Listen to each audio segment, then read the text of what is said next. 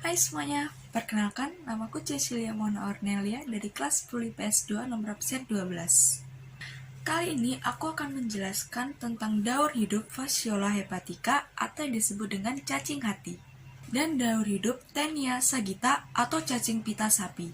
Aku juga akan menjelaskan bagaimana usaha kita dan cara kita agar terhindar dari penyakit cacingan tersebut. Gimana videonya? Simak terus! Oke, mungkin dari kalian ada yang belum tahu tentang apa itu Fasciola hepatica. Fasciola hepatica merupakan anggota dari Trematoda. Cacing hati ini mempunyai panjang 2,5 sampai 3 cm dan lebar 1 sampai 1,5 cm. Lalu, apa sih Taenia sagitta itu? Taenia sagitta pada umumnya dikenal sebagai cacing pita sapi. Taenia sagitta merupakan cacing pita zoonotic yang termasuk ke dalam ordo Cyclophylladeae. Ini adalah parasit usus yang menyebabkan teniasis dan cysticercosis pada sapi. Sekarang kita akan masuk ke daur hidup Fasciola hepatica. Tahap yang pertama adalah telur. Telur cacing hati serupa dengan filum Platyhelminthes lainnya. Telur-telur yang sudah melalui proses pembuahan cacing hati kemudian akan disalurkan ke empedu untuk bisa melewati bagian usus besar dan anus, sehingga bercampur dengan feses atau kotoran sapi. Tahap yang kedua adalah larva atau miracidium.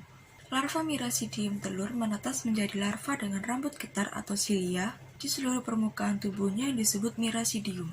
Miracidium yang baru menetas di feses, kemudian akan terbawa hujan melalui siklus air hingga sampai aliran air. Tahap yang ketiga adalah serkaria. Struktur dari serkaria ini mempunyai semacam ekor seperti kecebong pada kodok yang digunakan untuk bergerak dan berpindah. Tahap yang keempat adalah metaserkaria.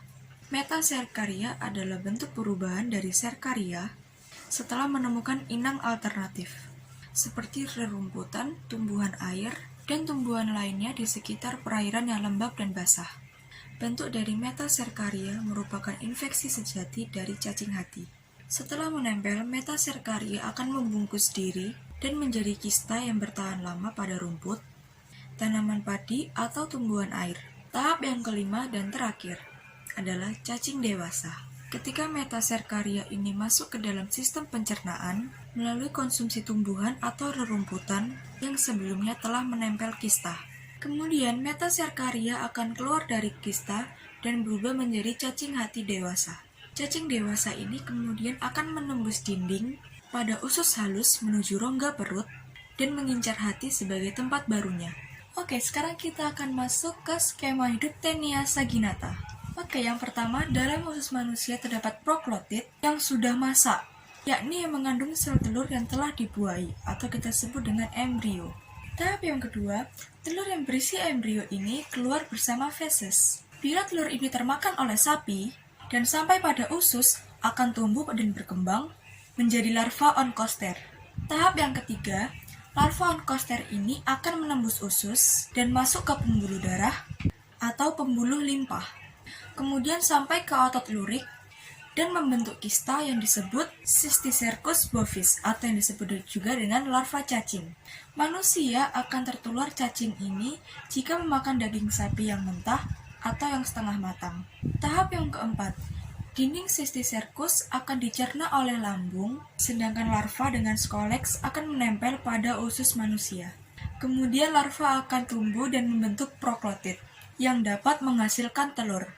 Tahap yang kelima dan terakhir, bila proklotid sudah masak, maka akan keluar bersama feses, kemudian termakan oleh sapi. Selanjutnya, telur yang berisi embrio tadi dalam usus sapi akan menetas menjadi larva oncoster. Setelah itu, larva akan tumbuh dan berkembang sesuai dengan siklus yang tadi pertama.